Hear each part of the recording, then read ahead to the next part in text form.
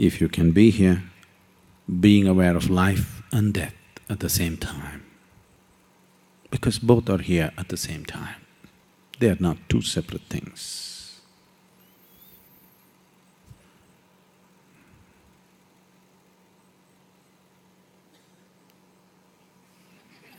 That's all it is, that fragile, at the same time so sturdy. These are one inside the other. Life is all packed like this. Creation and the creator, life and death, everything packed one inside the other. It takes attention. It takes a lot of attention if one has to see what it is. Otherwise, one just lives on the surface, half alive. If you do not know life and death at the same time, you know only one half of life. Being half alive is torture, always. So when we say Shiva, we are uttering this so that this dimension of life and death being together at the same time happens to you. That the polarities are gone. There is no life and death, there is just this. For this, there is no name yet, because if you give it a name, somebody will invent the opposite. It's just this, but there is that. There is no that, there is just this. There is no this and that, there is just this and this. There is no yes and no, there is just yes and yes. If you want to… See, every aspect of life has this. If you want to fall in love, if you are in love, love does not need polarities, love does not need an opposite. Because for most people, love starts in their heart and sinks into their genital, an opposite is needed. For sexuality, you need the opposite. For love, you don't need the opposite.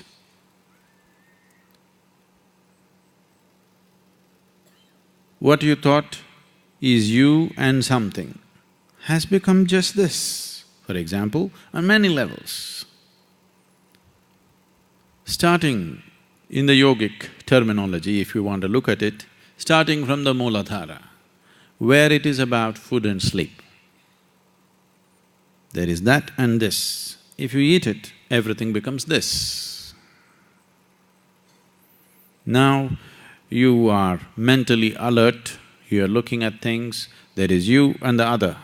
If you fall asleep, there is just this. There is no this and that. So this is on all levels. If it happens in the lowest chakra, low is not the word.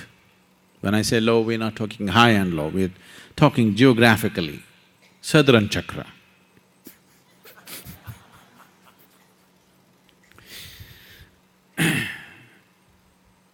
When it happens at the Mooladhara, it happens as food and sleep, but the same unity. If it happens at Swadhisthana, it happens as sexuality, but the same unity. If it happens at Manipuraka, it finds expression as ambition, greed, conquest, but the same thing. If it happens at Anahata, it happens as love, but the same thing. But now, from Mooladhara to Anahata, you have natural access. You are naturally capable of these things. Even a child is capable of this, even a dog is capable of this. He can ingest, digest and assimilate. He has his sexuality. We have already looked at this, dogs are loving for sure. We don't know about God. We are not so sure about the human beings, but dogs we are dead certain. Yes? Yes or no?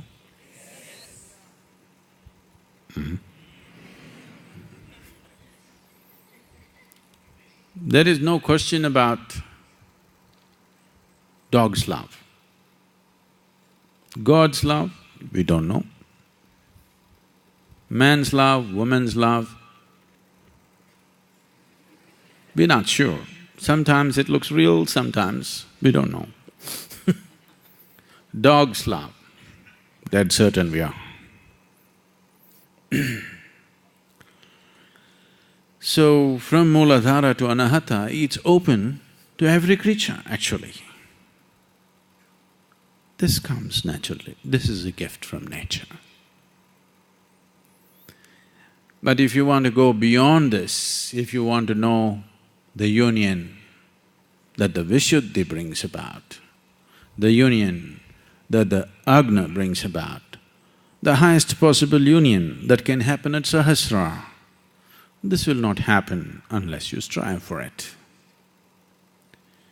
If you want to live here as just another creature on this planet, nothing wrong. There's absolutely nothing wrong. When I say a cow, a dog, an elephant, a snake, I am not speaking in any derogatory term. I know, it's a very derogatory thing to say you're a dog. I don't know why.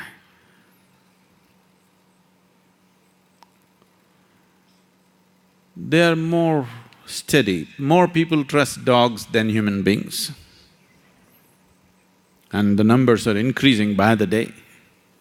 But still, a dog is a derogatory term for some reason.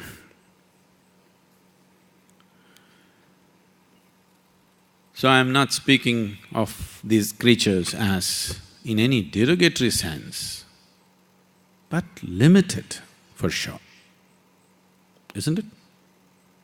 The possibilities of life are limited in these forms. We are just talking about boundaries, because the basic concern of a human being is to go beyond his boundaries, always. So if you want to go beyond these four levels of union that one can know, then it needs a little more awareness, a little more devotion, a little more push. If your energies rise, if you become aware, or if you experience the union in your Vishuddhi, you will become stupidly devotional. I'm saying stupidly devotional not because devotion is stupid, but generally devotees are perceived as idiots by the well-educated world because they don't stand to their reason. Anything that does not agree with your way of reasoning seems stupid to you. But it doesn't matter how stupid you think they are, they're experiencing a lot more pleasantness than you do. Maybe they're not so stupid at all. It is just that they have moved their life from simple 1 + 1 = 2 to a different kind of arithmetic within themselves, where there is no plus or minus, it's just 1, always 1. You must understand, without 1, there is no number system. Just always 1. If you know union on the level of your Vishuddhi, this is what happens, tremendous sense of power, because this union is a different kind. If the union is on the level of Agna, then this brings absolute awareness and knowing. Now, once someone has attained union on the level of Agna, Suddenly, the intellectual types look stupid in front of him.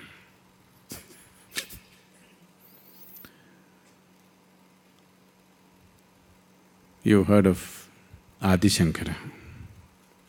This is the most argumentative Indian ever. He went about walking across the land, looking for arguments. Such unbeatable logic. People were defeated and defeated and defeated in hordes. All kinds of people came to argue with him. Whoever argued with him, they're bound to lose, because there is nobody else with that kind of logic, because a certain union that you have experienced in the Agna gives you a completely different kind of logic. If your energies, if you find union at your Sahasrara, you're ecstatic beyond anything that you know. Shankara used to be like this, he was so argumentative and defeating people all the time in his arguments, every day picking up arguments with all kinds of people. But suddenly he would go into a temple and weep and dance like a madman. People would be shocked. We thought you were a man of reason. What are you crying? Like this. Like those buffoons who call themselves devotees, like them you're crying? We thought you're a man of true intellect.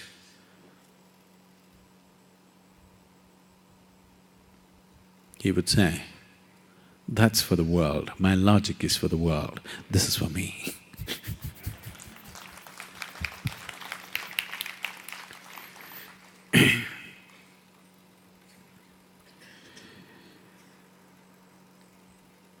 So this is a simple step one needs to take.